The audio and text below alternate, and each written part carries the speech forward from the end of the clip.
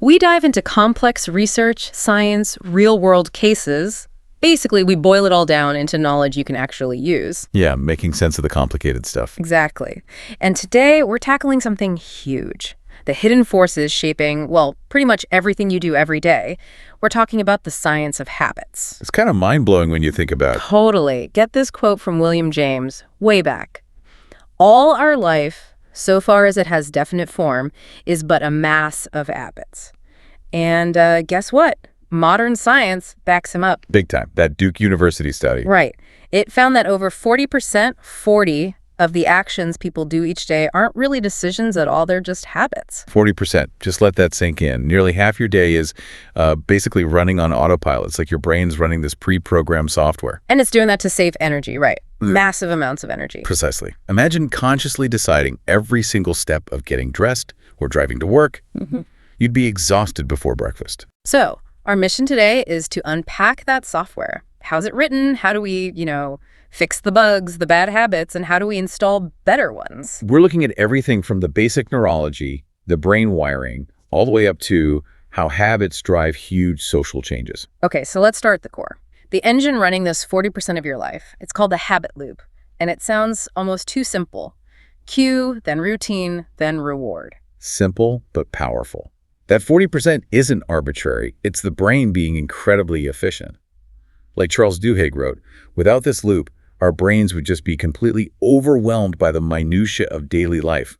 We couldn't function. And the part of the brain handling this autopilot? That's the basal ganglia. It's this really old neurological structure deep inside, and its job is basically storing these behavioral patterns, these habits. Okay, so how does it work? I know there was that famous rat experiment at MIT. Ah, yes, the maze experiment. Classic stuff. So they put rats in a T-shaped maze. The cue was a loud click that meant the partition blocking the maze opened. Okay, click is the cue. The routine was the rat running through the maze. Pretty straightforward. And the reward. Got to be something good. Chocolate waiting at the end. Classic rat motivator. Naturally. So what did they find out about the brain activity? Well, the first few times the rat ran the maze, its brain was firing on all cylinders, processing, figuring things out, looking for that chocolate, lots of mental effort. Makes sense. It's learning. Exactly. But as the rat ran the maze again and again, the routine became automatic. It became a habit. And the overall brain activity, it dropped way down. It wasn't thinking about it as much. Right. And here's the kicker, the really crucial part. Once the habit was logged in, the brain activity only spiked twice. Only twice. When? At the very beginning, when it heard the click, the cue. And at the very end, when it got the chocolate, the reward. Wow. So the whole middle part, the actual running, was basically handled silently by the basal ganglia. Total automation. The rest of the brain could just chill out, conserving energy for, more important rat thought. That's amazing. The basal ganglia just takes over. And it operates so separately, right? Almost outside of our conscious control. Totally. It can run these scripts even when the conscious mind is, severely impaired. Like that case of Eugene Pauly EP, the man with amnesia. Oh, right. EP. A really tragic but fascinating case. He had this viral infection, and it basically wiped out his hippocampus, the part of the brain crucial for forming new conscious memories. So he couldn't remember anything new, like who he just talked to, or? Exactly. He couldn't recognize his own doctors, sometimes even his family. If you left the room and came back, it was like meeting him for the first time. His conscious awareness was kind of stuck in the past. But his habits. Perfectly intact. Yeah. Those pathways in his basal ganglia were fine. So he'd still do things automatically. Like he knew instinctively where the nuts were kept in the kitchen, even if he couldn't consciously tell you how to get to the kitchen. And the walking thing, that's the wildest part. Yeah. He'd go for these long walks around his neighborhood. And even though he had zero conscious memory of the route, couldn't draw a map, couldn't describe where he'd been. He always found his way back home. Always. Straight back to his front door. His basal ganglia recognized the cues, a certain tree, a turn in the road, and just ran the walk home program, completely separate from his conscious memory. That just proves how deep these routines run. They're physically encoded. Which leads to a kind of scary thought, doesn't it? If these habits are burned into our brains, are we just stuck with the bad ones forever, waiting for a cue to trigger them? Yeah, it sounds a bit deterministic. Like, is my junk food habit always going to be lurking there? Well, yes and no. It's a valid concern, but the science actually offers a clear way to manage it. You can't truly erase an old habit loop from the basal ganglia. Yeah. It's still in there. Okay. But, and this is the crucial part, you can absolutely rewrite it, or rather redirect it. This is what researchers call the golden rule of habit change. The golden rule. Okay, what is it? Keep the cue, keep the reward, but change the routine. You swap out the behavior in the middle. Start, keep the payoff. Change what you actually do. Exactly. You hijack the existing loop. We see this used brilliantly, sometimes maybe even cynically, in advertising. Like Pepsodent, the toothpaste example. Perfect example. Early 20th century, hardly anyone brushed their teeth regularly. Maybe 7% of Americans. Claude Hopkins, this legendary ad guy, needed to create a habit. So how'd he apply the golden rule? He didn't sell clean teeth in the abstract. He found a cue. That filmy feeling you sometimes get on your teeth, it's natural, happens to everyone. He made people aware of it, made it seem undesirable. Okay, so the film is the cue. The routine is obviously brushing with Pepsodent. What was the reward? Just clean teeth. This is where Hopkins was clever.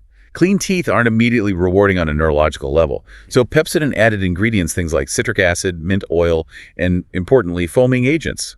Stuff like sodium lauryl sulfate. Wait, foaming agents? Do they actually clean your teeth? Nope. Zero cleaning benefit. But they create that tingling, slightly burning, foamy sensation in your mouth. Oh, that became the reward. Precisely. People started craving the sensation of clean, that tingle, which they associated with Pepsodent. The cue film led to the routine brushing, which delivered the reward tingle.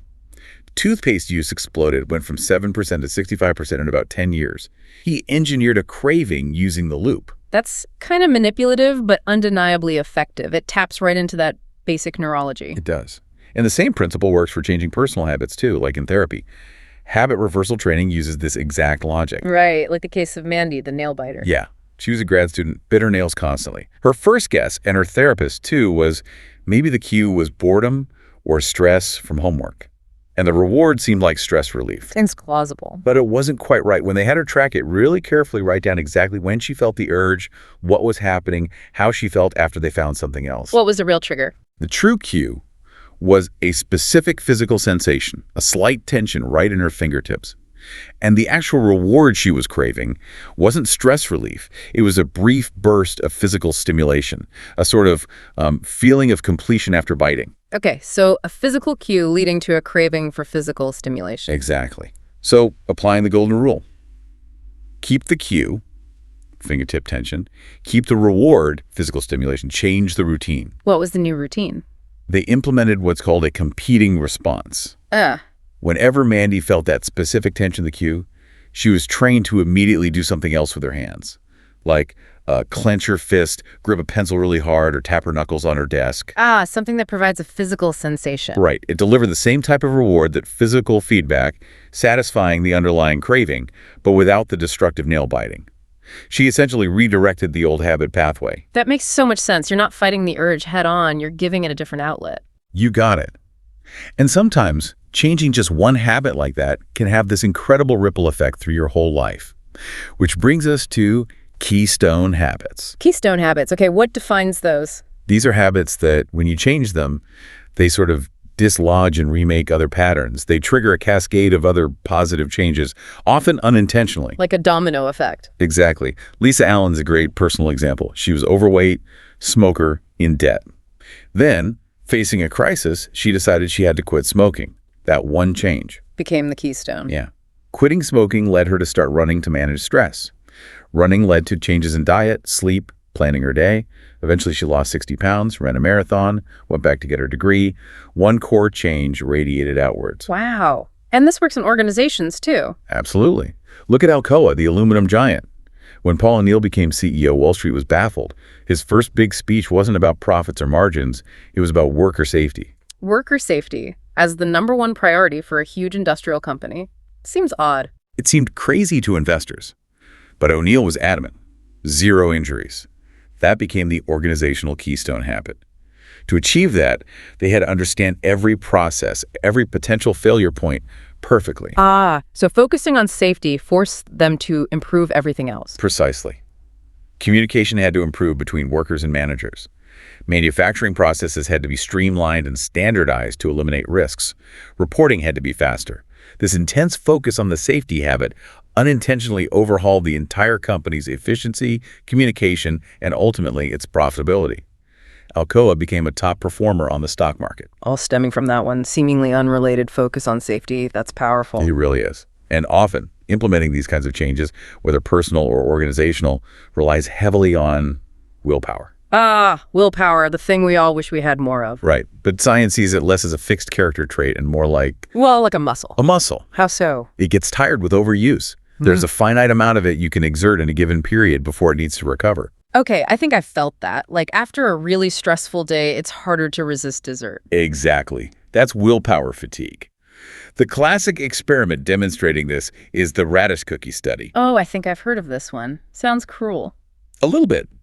They had students come in, supposedly for a taste perception study. There's a bowl of fresh-baked chocolate chip cookies and a bowl of raw radishes. I know which bowl I'd prefer. Right. Group 1 gets to eat the cookies. Group 2 is told they have to eat the radishes and completely ignore the cookies right next to them. Ouch. Resisting fresh cookies takes effort. A lot of willpower effort for the radish group. Afterwards, both groups were given a puzzle to solve, one designed to be frustrating and difficult, actually unsolvable. And the results. The cookie eaters, whose willpower hadn't been taxed, they persisted on the puzzle for quite a while. But the radish eaters, the ones who had already depleted their willpower resisting the cookies, they gave up on the frustrating puzzle much faster. Their willpower muscle was tired. So you can't just rely on grit all the time. Your willpower runs out. You can't. Which is why the smartest approaches, especially in demanding situations, involve automating self-control, making it a habit itself. Automating willpower. How does that work? Look at Starbucks. They deal with stressed employees and sometimes difficult customers, right? High-stress environment, constant demands on willpower. Definitely. So they specifically train employees in willpower habits. They help employees identify potential inflection points, moments where stress is likely to spike, like dealing with an angry customer. Okay, so they anticipate the difficult moment. And then they create a plan, a specific routine. They literally had employees write out plans like, when a customer starts yelling, my plan is to take a deep breath and use the ALITE method. Listen, acknowledge, take action, think, explain. So it becomes an automatic response, not something you have to consciously decide under pressure. Exactly. It turns self-control into a pre-programmed habit. They had amazing results with this. People like Travis Leach, who'd been a high school dropout, couldn't hold a job because he'd lose his temper. Starbucks trained him in these routines, and he became a successful multi-store manager. He learned to manage his willpower by making responses automatic. That's fascinating, taking these individual habit loops and willpower strategies. Can we scale this up even further? Like, how do habits play out across whole societies? Oh, absolutely. Social movements, the big shifts in how societies behave, they rely fundamentally on social habits. And researchers see a pretty consistent three-part process in how these movements catch on and stick. 3 parts. Okay, what's first? First, it starts with strong ties. Think close friendships, family connections. The Montgomery bus boycott, for instance, didn't just randomly erupt. It ignited because Rosa Parks, the initial catalyst, was deeply respected and connected within her community. She knew a lot of people, had strong bonds. Exactly. She was active in the NAACP, her church. Her arrest wasn't just a political event. It felt personal to many people because of those strong ties. That initial spark often comes from close relationships. Okay, so strong ties get it started. But how does it grow into a mass movement that needs more than just close friends? Right. That's where weak ties come in. These are your acquaintances, the people you know from church or clubs, or maybe just see around the neighborhood. The movement spreads through these broader social networks. And people join. Why? Is it always deep conviction? Not always, initially. Often it's driven by peer pressure and social obligation. It becomes the expected thing to do within your circle, even your wheat-sized circle. During the bus boycott, people felt a communal pressure to participate. Walking instead of riding became the social norm, the habit of the community. Not participating could mean losing social standing. So the habit spreads partly because it feels awkward not to do it. In many cases, yes. That social habit carries a lot of weight.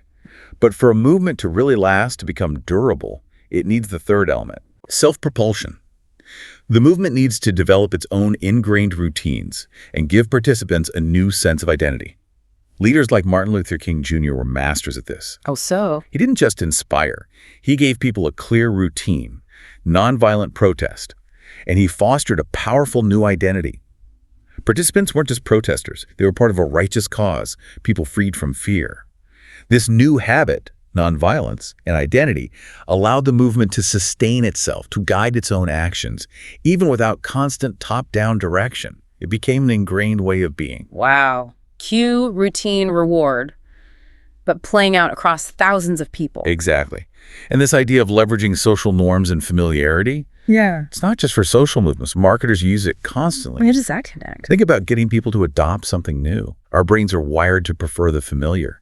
New things can feel weird, even slightly threatening on a subconscious level. Okay, like new music. Perfect example. Remember the Outkast song, Hey Ya? Huge hit eventually, right? Massive, couldn't escape it. But when it was first released, total flop on the radio.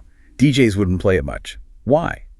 Because it sounded too different, too unfamiliar compared to everything else at the time. Listeners weren't latching onto it. So how did it break through? Clever programming directors figured out a trick based on social habit principles. They started sandwiching it. They'd play a super popular, very familiar hit song, then sneak Hey Ya in the middle, then follow it immediately with another huge familiar hit. Hiding the new thing between two familiar things. Camouflage. Exactly. They disguised the unfamiliarity. Your brain, hearing the familiar songs it already liked, became more receptive to the new track sandwiched in between. It made Hey Ya feel less strange, more acceptable. It made it sticky. It leveraged our craving for the familiar to introduce the new. That's brilliant, making the novel feel familiar by association. It's a powerful technique used all the time to make new products, ideas, or even political messages feel more comfortable and acceptable. Link it to something people already know and trust. So we've gone from the deepest part of the brain, the basal ganglia running our tiny daily routines, all the way up to these huge social patterns and marketing tricks. It really covers the whole spectrum of human behavior, doesn't it? It does. And I think the big takeaway here, the really empowering thing, is that habits aren't destiny. They might run 40% of our lives, but they are malleable. If you understand that cue, routine, reward loop, you have the power to change it. Absolutely. Knowledge of the system gives you leverage over the system, which raises a really important, almost philosophical question, doesn't it, about responsibility. Meaning, if so much is automatic, where does choice come in? Where does responsibility lie, especially when habits lead to harmful outcomes? Exactly. And there are these two really striking, contrasting legal cases that get right to the heart of this. They both involve actions driven by automatic, habitual brain processes. Okay, what are they? First, there's the case of Brian Thomas, a man who tragically killed his wife during a severe night terror. He was asleep, dreaming he was fighting off an intruder attacking her in their camper van. Oh my God, so he wasn't consciously aware of what he was doing? Not at all. The court determined his actions were driven by a primal automatic response triggered during a sleep state, technically called automatism. He had no conscious control or awareness. He was acquitted. The act was seen as a terrible accident stemming from an involuntary neurological event, a habit of the sleeping brain, if you will. Okay, acquitted because it was completely unconscious, an automatic process he wasn't aware of. Right. Now contrast that with Angie Bachman. She was a pathological gambler who lost her family's entire inheritance, hundreds of thousands of dollars, at the casino. Also driven by compulsion, presumably. Definitely. Brain scans of pathological gamblers like her show that near misses almost winning trigger the same reward centers in the brain as actual wins. It creates this powerful, addictive loop driving the gambling habit. Neurologically, she was compelled. So was she also seen as not responsible, like Brian Thomas? No. She was held legally accountable for her debts. The court's reasoning was crucial. The casino she frequented had a voluntary exclusion program. Gamblers who recognize they have a problem can sign up to be banned from the premises. So there was a known mechanism available for her to interrupt the habit loop. Precisely. Because that program existed, and she knew about her gambling problem, she'd tried to hide it before, the court ruled she had the awareness and the opportunity, the responsibility, to take conscious action to stop the habit cycle. She didn't sign up for the exclusion. So the key difference is awareness and the possibility of choosing to intervene. That's what it boils down to in these cases. Brian Thomas was literally unconscious, unaware of the habit unfolding. Angie Bachman, despite the powerful neurological compulsion, was conscious, aware of the problem, and aware of a potential solution she didn't use.